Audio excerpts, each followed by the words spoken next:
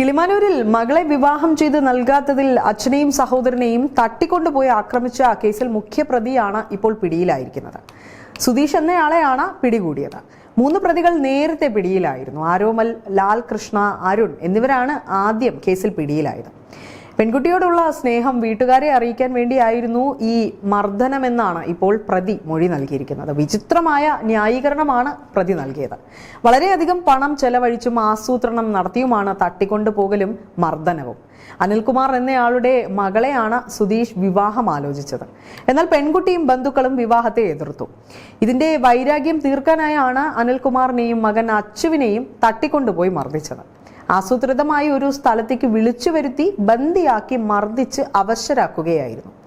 പോലീസിൽ വിവരം അറിയിച്ചതിനെ തുടർന്നാണ് ഒരു രാത്രിയും പകലും നീണ്ട മർദ്ദനത്തിനൊടുവിൽ ഇരുവരെയും രക്ഷപ്പെടുത്തിയത്. കഴിഞ്ഞ 16-ാം തീയതി നടന്ന സംഭവത്തിൽ 4 പ്രതികളാണുള്ളത്. 3 പ്രതികൾ ആദ്യം തന്നെ ചിതറ പോലീസിൽ കീഴടങ്ങി. മുഖ്യപ്രതിയായ സുധീഷും കീഴടങ്ങുകയാണ് ചെയ്തത്. വിവാഹാലോചന നിരസിച്ചതിനെ തുടർന്നായിരുന്നു ബന്ധുക്കളെ ബന്ദിയാക്കി മർദ്ദിക്കാൻ തീരുമാനമെടുത്തത്. തുടർന്ന് ആളൊഴിഞ്ഞ വീട്ടിലേക്ക് വിളിച്ചു വരുത്തി.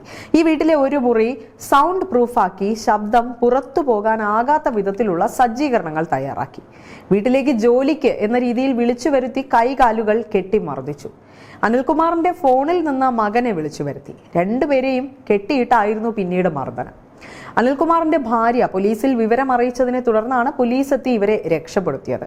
എന്തിനാണ് ഇത് ചെയ്തതെന്ന് ചോദിച്ചപ്പോൾ പോലീസ് പിടിച്ചാലും വേണ്ടില്ല, തന്റെ സ്നേഹം അറിയിക്കാൻ ഇതല്ലാതെ വേറെ ഒരു മാർഗവും കണ്ടില്ല എന്നാണ് മർദ്ദിച്ച് ഭീഷണിപ്പെടുത്തി വിവാഹം നടത്താനായിരുന്നു തീരുമാനമെന്നും സുഹൃത്തുക്കളിൽ ഒരാൾ ഇതിൽ നിന്ന് പിന്തിരിപ്പിക്കാൻ ശ്രമിച്ചെങ്കിലും മാരക ആയുധങ്ങൾ കൊണ്ട് മർദ്ദിക്കുകയായിരുന്നു എന്നുമാണ് ഇപ്പോൾ പ്രതികൾ മൊഴി നൽകിയിരിക്കുന്നത്.